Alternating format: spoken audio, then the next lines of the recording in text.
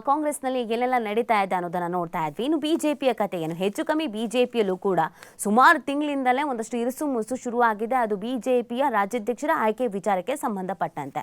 So ಅಂತಿಮವಾಗಿ ಯಾವಾಗ ತೆರೆ ಬೀಳುತ್ತೆ ಅನ್ನೋದು ಪ್ರಶ್ನೆ. ಯಾಕಂದ್ರೆ ಇದು ಕಾರ್ಯಕರ್ತರಲ್ಲೂ ಒಂದಷ್ಟು ಗೊಂದಲ, ಜೊತೆಗೆ ಉಳಿದಿರುವಂಥ ನಾಯಕರುಗಳಲ್ಲೂ ಕೂಡ ಒಂದಷ್ಟು ಗೊಂದಲ. ಇಲ್ಲಿ ವಿಜಯೇಂದ್ರ ಅವರ ಬಣ ಒಂದು, ಯತ್ನಾಳ್ ಅವರ ಬಣ ಒಂದು, ಈ ತಟಸ್ಥ ಅಂತ ಒಂದು ಬಣ ಬೇರೆ ಇದೆ. ಹಾಗಾಗಿ ಇದು ಆದಷ್ಟು ಬೇಗ ಮುಗಿದ್ರೆ ಸಾಕು, ನಾವು ಯಾರು ಪರವಾಗಿರಬೇಕು ಅನ್ನೋದ್ರ ಬಗ್ಗೆ ನೋಡೋಣ ಅನ್ನೋದೊಂದು ಚಿಂತೆಯಲ್ಲಿ ಇದ್ದಾರೆ.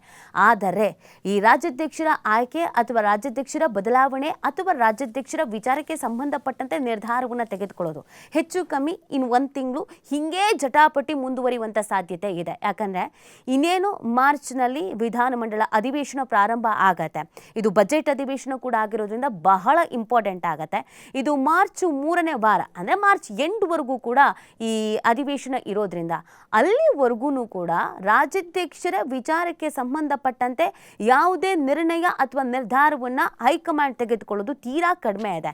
ಕಾರಣ ಒಂದೇ, ರಾಜ್ಯಾಧ್ಯಕ್ಷರ ಬದಲಾವಣೆ ಅಂತ ಹೇಳಿದ್ರು ಕೂಡ ಬಿಜೆಪಿಯಲ್ಲಿ ಖಂಡಿತವಾಗಿ ಒಂದಷ್ಟು ರೀತಿಯಾದಂಥ ಅಸಮಾಧಾನ ಸ್ಫೋಟ ಆಗತ್ತೆ.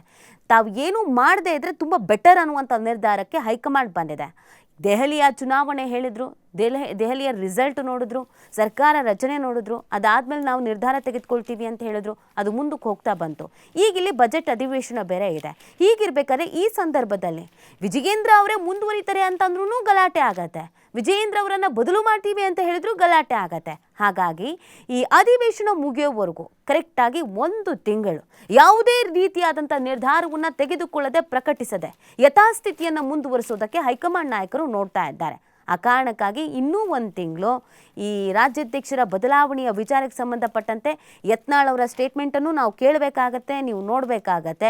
ವಿಜಯೇಂದ್ರ ಅವರ ನಡೆಯನ್ನು ಕೂಡ ನಾವು ಕೇಳಬೇಕಾಗತ್ತೆ, ನೀವು ನೋಡಬೇಕಾಗತ್ತೆ. ಸೊ 1 ತಿಂಗಳು ಬಿ ಜೆ ಪಿಯ ರಾಜ್ಯಾಧ್ಯಕ್ಷರ ಆಯ್ಕೆ ವಿಚಾರಕ್ಕೆ ಸಂಬಂಧಪಟ್ಟಂತೆಗೆ ಈ ಜಟಾಪಟಿ, ಈ ಗೊಂದಲ ಅನ್ನೋದು ಹಾಗೆ ಹೊರದುಕೊಂಡು ಹೋಗುವಂಥ ಲಕ್ಷಣಗಳು ಎದ್ದು ಕಾಣಿಸ್ತಾ ಇದೆ.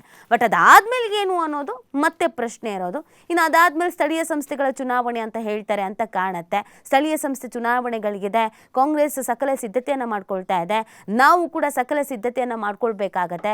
ಸ್ಥಳೀಯ ಚುನಾವಣೆಗಳು ಮುಗಿದ ನಂತರ ರಾಜ್ಯಾಧ್ಯಕ್ಷರ ಬದಲಾವಣೆ ಬಗ್ಗೆ ಯೋಚಿಸೋಣ ಅನ್ನುವಂಥ ನಿರ್ಧಾರವನ್ನು ಹೇಳಬಹುದೇನೋ. ಅದಾದ್ಮೇಲೆ ಮತ್ತೆ ಮುಂಬರುವಂಥ ಎಲೆಕ್ಷನ್ಸ್ಗಳಿರುತ್ತೆ, ಅದಕ್ಕೆ ತಯಾರಿ ಮಾಡ್ಕೊಳ್ಳೋಣ ಅಂತ ಹೇಳುವ ಸಾಧ್ಯತೆಗಳಿದೆ. ಒಟ್ಟಿನಲ್ಲಿ ಬಿಜೆಪಿಯಲ್ಲಿ ಇದು ಈ ಹಾವು ಏಣಿ ಆಟ ಏನು ನಡೀತಾ ಇದೆಯೋ, ನಾನಾಗಬೇಕು ನೀನಾಗಬೇಕು, ನೀನು ಇಳಿಬೇಕು ನಾನು ಏರಬೇಕು ಅಂತ ಇದು ಇನ್ನೂ ಕೆಲವು ತಿಂಗಳುಗಳ ಕಾಲ ಹಾಗೆ ಮುಂದುವರ್ಕೊಂಡು ಹೋಗುವ ಸಾಧ್ಯತೆ ಇದ್ದು ಈ ಗೊಂದಲ ಬಿಜೆಪಿಯಲ್ಲಿ ಹಾಗೆ ಇರುತ್ತೆ. ಆದರೆ ಇದು ಚಿಕ್ಕದಾದಂಥ ಕಿಡಿ ಅಂತ ಭಾವಿಸಿರೋದು ಸ್ವಲ್ಪ ಧಗಧಗಿಸೋಕೆ ಶುರು ಆಗ್ತಾ ಇದೆ. ಹೀಗೆ ಮುಂದುವರ್ಕೊಂಡು ಹೋದರೆ ಬಿ ಜೆ ಪಿಯನ್ನೇ ಸುಟ್ಟು ಬಿಡುತ್ತಾ ಅನ್ನೋದೊಂದು ಭಯ ಕೂಡ ಆಗಿದೆ. ಗೊತ್ತಿಲ್ಲ, ಹೈಕಮಾಂಡ್ ನಾಯಕರು ಇದನ್ನು ಹಾಗೆ ಬ್ಯಾಲೆನ್ಸ್ ಮಾಡಬೇಕಾದಂಥ ಅನಿವಾರ್ಯತೆ ಇದೆ. ಯಾಕೆ ಅಂದರೆ ಇದೊಂದು ಜೇನುಗೂಡಿನ ಥರ. ನೀವೊಂದು ಕಲ್ಲು ಹೊಡಿತೀರಿ ಅಂತ ಹೇಳಿದ್ರು ಅಥವಾ ಇನ್ನೊಂದು ಏನೋ ಚೇಂಜ್ ಮಾಡ್ತೀನಿ ಅಂತ ಹೇಳಿದ್ರು ಕೂಡ ಅದು ಸಮಸ್ಯೆ ಆಗುತ್ತೆ ಅನ್ನೋದು, ಸಮಸ್ಯೆ ಅನ್ನೋದು ಕಟ್ಟಿಟ್ಟ ಬುತ್ತಿ ಅನ್ನೋದು ತುಂಬ ಚೆನ್ನಾಗಿ ಗೊತ್ತಿರೋದ್ರಿಂದ ಸ್ವಲ್ಪ ಮುಂದಕ್ಕೆ ಹಾಕೋದು ಬೆಟರು ಅಂತ ಹಾಗೆ ಮುಂದಕ್ಕೆ ಹಾಕೊಂಡು ಹೋಗ್ತಾ ಇದ್ದಾರೆ. ಎಷ್ಟು ಮಟ್ಟಿನವರೆಗೂ, ಎಷ್ಟು ದಿನಗಳವರೆಗೂ ಹೀಗೆ ಮುಂದಕ್ಕೆ ಹೋಗುತ್ತೆ ಅನ್ನೋದನ್ನು ಕಾದು ನೋಡಬೇಕಾಗಿದೆ.